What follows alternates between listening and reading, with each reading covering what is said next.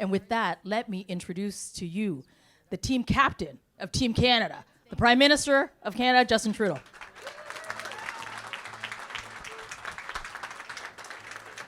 Bonsoir, mes amis. Non, merci. Mes amis, s'il vous plaît. Have a seat. Listen, we're all friends. It's great to see you all tonight. It's great to be here. Thank you, Mary, for those kind words and for your tireless work. Our Minister of Trade, International Trade.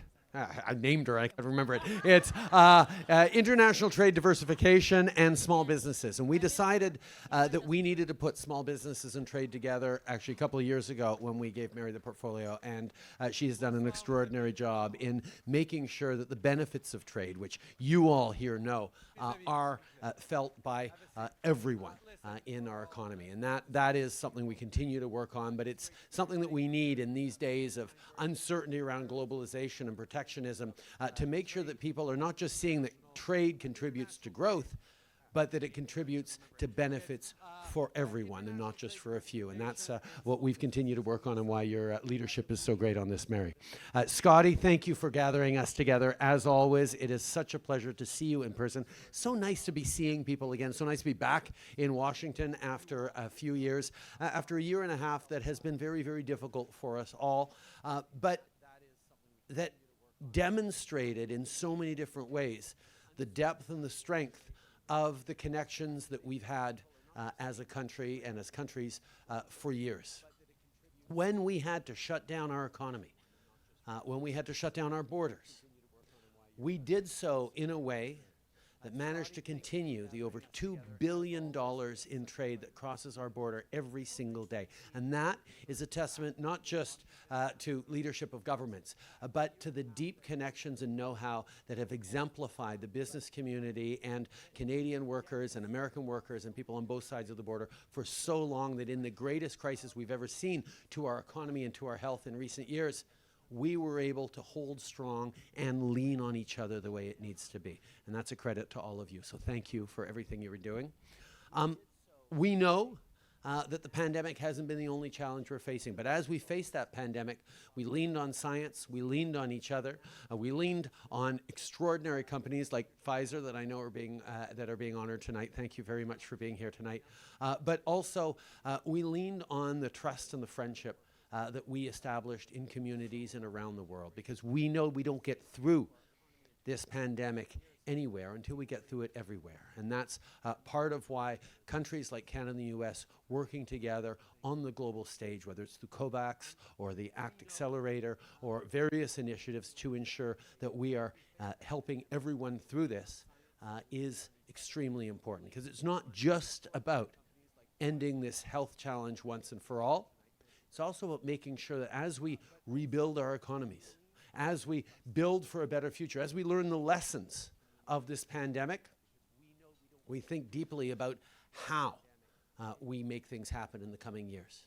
And that starts with recognizing that this pandemic didn't hit people equally.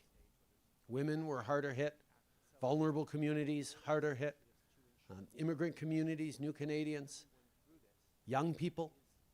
And as we determine how we're going to rebuild and how we're going to make sure that we're learning these lessons, we have to lean in on making sure that everyone starts feeling the benefits of that growth we have. And that's not something that governments can do alone. We need strong leadership from the business community, as all of you represent, to be there on demonstrating that we can respond to people's concerns and continue to rely on the trade that has led to such growth and prosperity in our economies for decades. Because it's easy when crisis hits to fold in and to feel worried about what's coming next and to hunker down.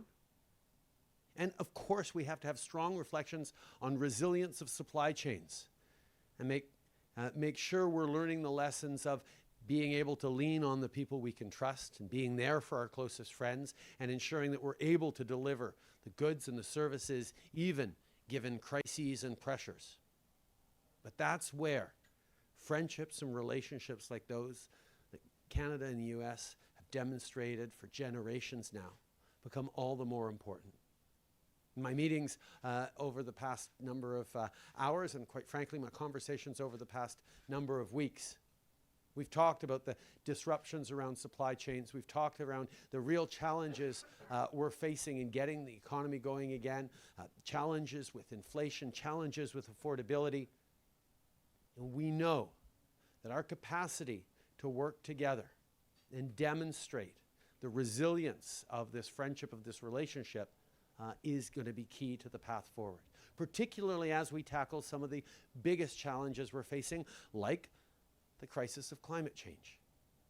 As we have to rethink how we generate energy, how generate electricity, how we move forward in transforming our energy mix, how we move forward on ensuring that even as we fight climate change, we not just keep life affordable for our citizens, we continue to draw in the kinds of investment and optimism that we need for our economies to remain competitive, for our businesses to remain successful, and to not just create good green jobs for people, but good green careers for people across both of our countries.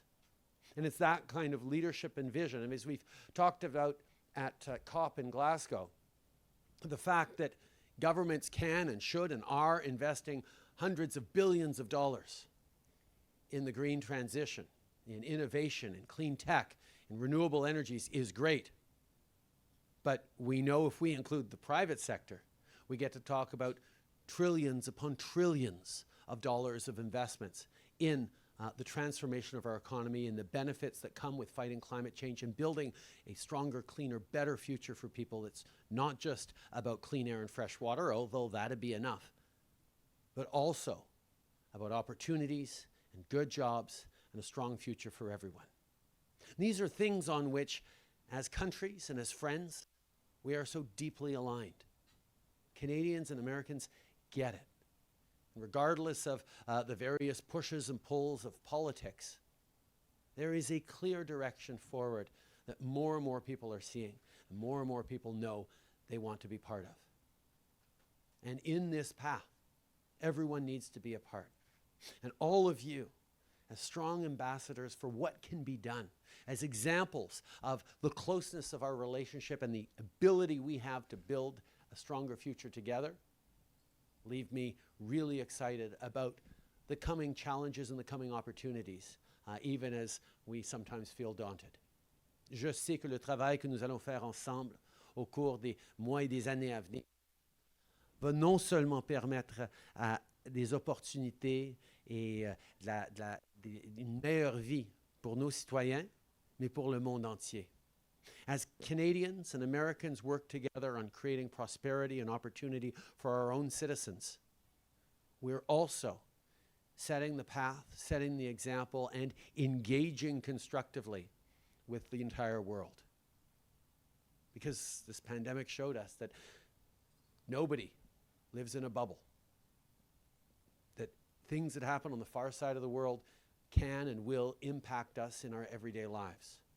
And it's how we choose to be part of the world, how we choose to lead, how we choose to show examples and solutions that the world needs, that we can fully live up to the potential of this friendship, of this relationship. So as we move forward through the coming weeks, months, and years, I look forward to doing it with all of you as friends and allies as we deepen and strengthen this extraordinary friendship, relationship, partnership between the two bestest of friends, Canada and the United States. Merci beaucoup tout le monde. Thank you all very much. Okay. Thank you. Thank you.